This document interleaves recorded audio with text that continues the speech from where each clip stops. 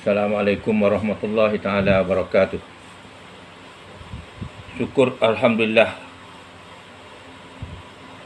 kepada Allah Subhanahu wa taala. Selawat dan salam kepada junjungan kita Nabi Muhammad sallallahu alaihi wasallam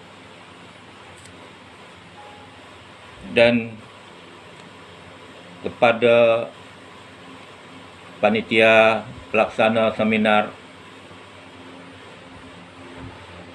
pendidikan Islam di Nusantara ataupun Islamic Education yang khususnya bagi saya di Patani, Selatan Thailand. Alhamdulillah, sekali lagi saya ucapkan terima kasih kepada panitia, terutama kepada UIN Padang di mana sudi menjemput saya untuk menyampaikan situasi dan kondisi pendidikan di Selatan Thailand ataupun di Patani. Alhamdulillah, sebenarnya saya mendapat undangan ini lebih daripada sebulan yang lalu dan saya terima, sedangkan waktu itu saya masih dalam keadaan tak sihat. Sampai hari ini pun Tuhan menangguhkan kesembuhan saya. Walau bagaimanapun saya mencoba untuk menyampaikan sepatah dua kata di dalam pertemuan melalui line yang kami tatap ini. Terima kasih juga kepada narasumber yang lain yang belum kita kenal, hanya kita kenal namanya saja. Masing-masing kita kenal nama, tapi belum lagi kenal orangnya secara face to face.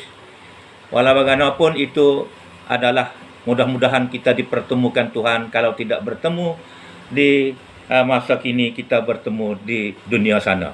InsyaAllah mudah-mudahan kita dipertemukan dalam situasi dan kondisi yang sama. InsyaAllah. Sidang pemirsa yang dihormati sekalian, sebelum daripada saya menyampaikan keadaan ataupun situasi pendidikan di Patani ataupun di Selatan Thailand, alangkah baiknya saya sedikit menyentuh soal Patani dalam sejarahnya. Oleh kerana Patani sudah pun dikenali oleh dunia kerana kerajaannya sejak daripada 248 tahun yang lalu. Kami di sini merupakan salah satu daripada negara yang berada di ujung ini, di Nusantara ini.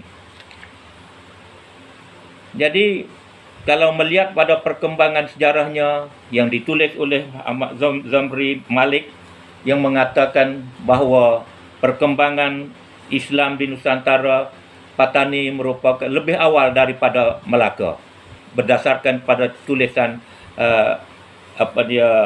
penulisnya Zamri Malik dalam bukunya yaitu Sejarah Patani. Saudara-saudara sekalian, sedia maklum dalam proses pendidikan di Patani ini sangat berliku-liku, ataupun kalau dulu ada juga orang mengatakan bahawa Patani ini namanya Tanah Tanjung Bunga atau dikenal dengan Tanah Tanjung Bunga. Setelah itu lahirlah pula yang dikenal oleh dalam sejarahnya Tanah Serambi Mekah. Patani adalah Serambi Mekah. Kerana kita sedia maklum bahawa perkembangan pendidikan di Patani ini bermula daripada pendidikan pesantren ataupun pondok. Seperti yang tercatat dalam sejarah yang ditulis oleh Ahmad Fathi, mengatakan bahawa sejarah pondok pertama ataupun pesantren pertama yang didirikan di Nusantara adalah di Patani, yang didirikan oleh Syekh Wan Musa bin Muhammad Saleh Al-Lakihi, bertempatnya di Bendang Daya. Jadi kalau sebut benang daya tu, maka tak jauhlah dengan kami, dengan peribadi kami, dengan saya, kerana saya adalah di sini, tempat sayanya di sini dah. Oleh kerana itu perkuburan Syekh Wan Musa bin Muhammad Saleh Al-Lakihi pun kubur di rumah saya.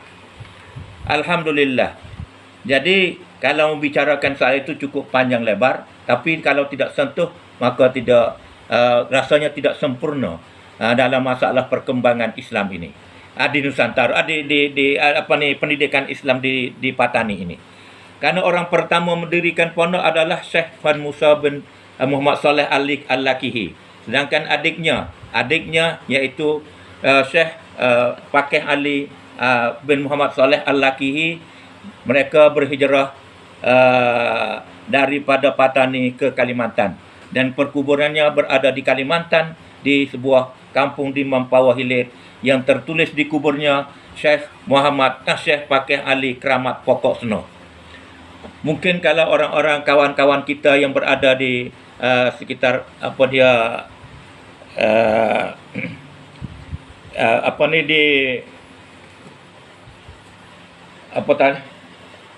di Indonesia, terutamanya apa yang saya sebut tadi di Mempawah Hilir ini, mungkin bisa menziarahinya. InsyaAllah itu adalah masa-masa perkembangan, masa-masa kejadian Patani selalu tidak dalam keadaan konflik. Konflik Patani, konflik berpanjangan. Konflik terakhir ini bermula daripada tahun 2004 hingga sampai kini belum lagi selesai. Jadi proses damai yang berlaku sejak daripada 2004 hingga sampai kini sudah berlangsung sudah 5 periode, 5 kali. Itu adalah sejarahnya. Jadi tahulah kita bahawa 248 tahun yang lalu Patani jatuh ke tangan orang lain, ke tangan orang Siam. Jadi ini sudah pun tercatat dalam sejarahnya, dan kedudukan umat Islam di Patani maka bawa untung, istilah katanya. Jadi pendidikannya selalu melalui pendidikan pesantren ataupun pondok. Yang pondok yang di Patani saja sekarang ini dalam catatan lebih daripada 404 buah pondok yang didirikan oleh guru-guru mengajar secara kitab-kitab turas. Di samping itu juga, setelah mana sekitar 30 tahun yang lalu, maka sekolah pondok dirubah menjadi pesantren, dirubah dimasukkan menjadi sekolah hasilnya campur dengan sekolah. Jadi dia campur dengan sekolah pula. Jadi artinya sekarang ini pesantren di samping pesantren mengajar kitab turas, ada juga mengajar pula dalam bentuk sekolah sekarang ini, madrasah ataupun ma'had sekarang ini. Jadi tidak heranlah. Jadi kalau orang mengatakan bahawa di Patani itu serambi Mekah, kerana sejak daripada didirikan pondok pertama pada tahun 1593 Masihi, mengikut catatan kitab mantik yang ditulis oleh Syekh Syekh Wan Musa bin Muhammad Saleh Al-Lakihi ini, mengikut catatan sejarah Ahmad Fathi mengatakan demikian, atau tertulisnya demikian.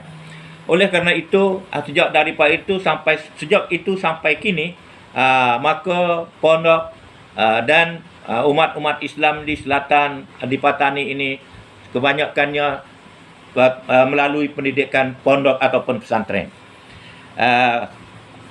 Kecuali setelah mereka setelah 20 tahun yang lepas, sampai kini 30 tahun yang lalu sampai kini, sudah dimasukkan, kerajaan bersubsidi, memberi bantuan untuk mendidik anak-anak melalui sistem pendidikan sekolah bercampurlah, sekolah bercampur. Saudara-saudara sekalian, alhamdulillah, kalau itu pun tidak heranlah. Jadi kalau sejak dulu hingga sampai sekarang, uh, jadi kebanyakannya lulusan-lulusan sanawi ataupun lulusan akademik, SMA lah kalau Indonesia ke SMA. Kalau di sini juga akademik tingkatan 6 dan sanawi kalau di Indonesia tu ali. Kalau di sini sanawi, kalau sebelum sanawi, setelah ibtidai adanya mutawassit lalu sanawi. Kalau di Indonesia tu adanya ibtidai, sanawi lalu ali kalau di Indonesia. Tapi kalau di tempat kami di Patani ini adanya ibtidai, adanya mutawassit, SMP mutawassit, dan sanawi itu adalah SMA ataupun kalau Indonesianya aliyah. Itu dari segi kurikulumnya, begitulah penyusunan yang selalu yang ada di tempat kami. Jadi tak heranlah apa yang diajarkan di tempat kami itu lalunya dititik beratkan soal-soal agamis. Oleh itu, saudara-saudara yang dihormati sekalian, saya percaya dan saya yakin daripada lulusan-lulusan kami di sini kebanyakannya mereka melanjutkan pelajarannya terutamanya di Timur Tengah. Nah, terutamanya di Kairo dan Madinah. Di Timur Tengah lah pada keseluruhannya, pada kebanyakannya. Dan pada permulaan tahun 1965 bermula melanjutkan pelajaran ke seberang laut, iaitu Indonesia. Jadi bermula pada tahun 1964, zaman waktu itu zaman konfrontasi Malaysia Indonesia. Masa konfrontasi itu generasi pertama sudah ada di Indonesia, hanya 5 orang saja. Generasi pertama. Generasi pertama hanya 1 orang. Generasi yang kedua 5 orang, iaitu pada tahun 1905 waktu setelah G30 SPKI. G30 SPKI generasi kedua. Sedangkan generasi ketiga adalah generasi saya lah, generasi ketiga 1969. Setelah itu berlanjutan hingga sampai sekarang ini. Kemarin waktu saya cakap hari ini tanggal 14, tanggal 13 kemarin tu ada pelajar kita transfer pergi ke Indonesia, melanjutkan pelajaran ke Indonesia. Itu tidak putus-putus hubungan antara pelajar lulusan kami di sini ke Indonesia dan lulusan kami di sini ke Timur Tengah. Jadi lulusan-lulusan ini pulangnya mengajar. Selain daripada mengajar, ya urusan pribadilah. Selain daripada urusan pribadi, ada juga kita pun sudah membangun, semuanya adalah swasta. Semuanya adalah swasta. Baik yang universiti pun sudah ada yang swasta. Yang kolej Syekh Daud pun ada satu, tu ditubuhkan pada tahun 1993. Kolej Syekh Daud ni bermula daripada diploma hingga sampai sekarang sudah menjadi kolej. Daripada diploma tahun 1993 hingga sampai sekarang. Demikian juga yang lain ada juga lagi namanya Petidam ataupun yang dikenal dengan pendidikan tinggi Darul Ma'arif juga ada. Tapi semuanya itu adalah yang swasta semuanya. Jadi hasil daripada alumni, hasil daripada lulusan daripada baik di Indonesia maupun daripada Malaysia. Yang banyaknya Indonesia lah yang banyak. Tapi setelah tahun 60-an, barulah kami daripada pelajar-pelajar kami daripada Patani ini berangkat ke Indonesia, berangkat ke Indonesia. Sedangkan Malaysia sebelumnya sudah ada. Itulah antara lain yang mudah-mudahan walaupun singkat yang kami sampaikan kepada saudara-saudara sidang pendengar sekalian, saya mohon maaf sebesar-besarnya di atas kelemahan dan kesembuhan saya belum lagi Tuhan menangguh kesembuhan saya ini. InsyaAllah kita, kalau Tuhan melanjutkan usia kita, dapat bertemu dan dapat bersua. InsyaAllah lain kali kalau ada kesempatan, saya bersedia untuk bersama dengan saudara-saudara, dengan panitia ataupun dengan siapa saja yang berminat bersama dengan kami di sini. Mudah-mudahan pertemuan kita pada seminar kita kali ini memberi